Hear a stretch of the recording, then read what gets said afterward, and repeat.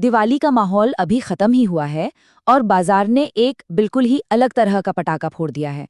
सोने और चांदी की कीमतों में अचानक एक बड़ी गिरावट आई है, जिसने बहुत से निवेशकों को सोचने पर मजबूर कर दिया है। सबसे पहले बात करते हैं चांदी की। इसकी कीमतों में 8% की सीधी गिरावट आई है। ये एक बहुत बड़ा मूव है और इसी ने बाजार में हलचल मचा दी है। और सोना भी इस गिरावट से बचा नहीं है। सोने में भी करीब 6.5% की कमी देखी गई है। अब ये आंकड़े इसलिए जरूरी हैं क्योंकि ये 2013 के बाद सोने में और 2021 के बाद चांदी में आई सबसे बड़ी गिरावट है। तो सवाल ये उठता है कि ये जो हो रहा है, क्या ये एक खतरे की घंटी है या फिर एक सुनहरा मौका? चलिए इसी सवाल के जवाब ढूंढते हैं। देखिए, इस तरह की गिरावट अक्सर बाजार में एक डर का माहौल बना देती है, और डर इस बात का है कि कहीं इतिहास खुद को दोहरा तो नहीं रहा। जरा इस पैटर्न पर गौर कीजिए।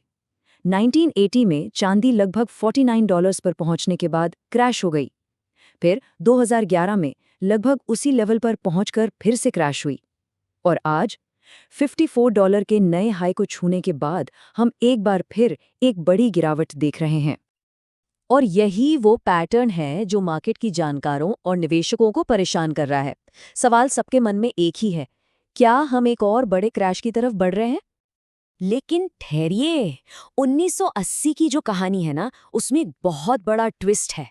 वो कोई मामूली मार्केट क्रैश नहीं था। वो असल में हंट ब्रदर्स नाम के दो भाइयों की सोची समझी मैनिपुलेशन थी। हुआ ये था कि इन भाइयों ने दुनिया की लगभग 70% चांदी खरीदकर अपने पास जमा कर ली। इससे हुआ ये कि बाजार में चांदी की जबरदस्त कमी हो गई और कीमतें 700% से भी ज्यादा बढ़ गईं।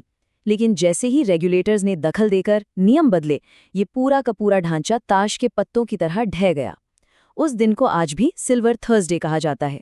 तो साफ है, 1980 का क्रैश बाजार की वजह से नहीं, बल्कि एक घोटाले की वजह से हुआ था। तो ये समझना बहुत जरूरी है कि आज की जो स्थिति है वो 1980 या 2011 से बिल्कुल अलग है। इस बार चांदी की कीमतों के पीछे की वजह सिर्फ अटकलें नहीं, बल्कि कुछ ठोस फंडामेंटल्स हैं। ये देखिए, आज चांदी की जितनी भी मांग है, उसका 50% से ज्यादा हिस्सा इंडस्ट्री से आता है। मतलब ये सिर्फ गहनों या सिक्कों तक सीमित नहीं है। इसकी असली खपत तो इंडस्ट्री में हो रही है।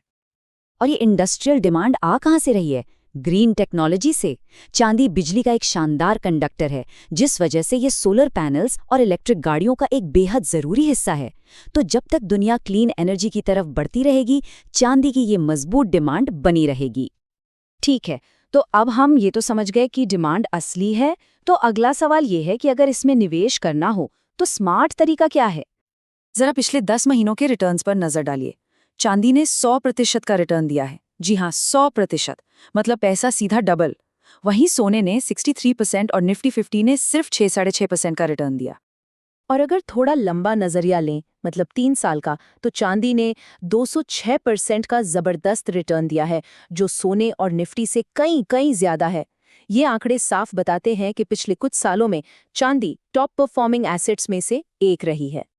लेकिन रुकिए, निवेश का मतलब गहने खरीदना नहीं होता। गहनों पर 10 से 25% तक का मेकिंग चार्ज लगता है, शुद्धता की हमेशा चिंता बनी रहती है और ज़रूरत पड़ने पर बेचना भी मुश्किल होता है। इसकी जगह जो नए तरीके हैं, जैसे म्यूचुअल फंड्स और ETFs, वहाँ खर्चा 1% से भी कम होता है, शुद्धता की पूरी गारंटी होती है और आप जब चाहें बाजार के समय में इसे आसानी से खरीद बेच सकते हैं। और स्मार्ट तरीके से निवेश करना अब बहुत आसान हो गया है। बस किसी भी रेगुलेटेड प्लेटफॉर्म पर एक डीमैट अकाउंट खोलिए, अपनी पसंद का गोल्ड या सिल्वर म्यूचुअल फंड या ETF चुनिए और आप सिर्फ ₹100 से भी निवेश शुरू कर सकते हैं। चलिए, अब आते हैं उस सबसे बड़े सवाल पर जिसके लिए हम ये सारी बातें कर रहे हैं। इस गिरावट को देखकर क्या करना चाहिए? क्या अभी निवेश करना सही है या थोड़ा रुकना बेहतर है? देखिए, इस गिरावट की एक सबसे बड़ी वजह है प्रॉफिट बुकिंग। इसका सीधा सा मतलब ये है कि जिन निवेशकों ने कम दाम पर खरीदा था, वो अब बढ़ी हुई कीमतों पर बेचकर अपना मुनाफा घर ले जा रहे हैं। ये किसी भी बाजार का एक नॉर्मल और हेल्दी साइन है, किसी बड़े क्रैश का संकेत नहीं। तो तस्वीर के दो पहलू हैं। एक तरफ ग्रीन टेक से आने वाली मजबूत डिमांड और मुश्किल समय में एक सेफ हेवन यानी सुरक्षित निवेश होने का टैग इसे बहुत आकर्षक बनाता है। वहीं दूसरी तरफ ये भी सच है कि कमोडिटी बाजार में उतार चढ़ाव बहुत ज्यादा होता है, और अगर शेयर बाजार मजबूत होता है तो पैसा यहां से निकल के वहां जा सकता है। और सबसे जरूरी बात, निवेश से जुड़ा कोई भी फैसला लेने से पहले अपनी खुद की रिसर्च और अपनी जोखिम लेने की क्षमता को समझना बहुत जरूरी है।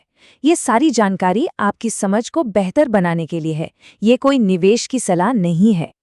तो आखिर में सवाल फिर से वही है जो हमने शुरू में पूछा था, कीमतों में इस गिरावट में क्या दिखाई देता है? एक ऐसा जोखिम जिससे दूर रहना चाहिए, या एक ऐसा मौका जिसे पकड़ लेना चाहिए? इसका जवाब हर किसी के लिए अलग होगा।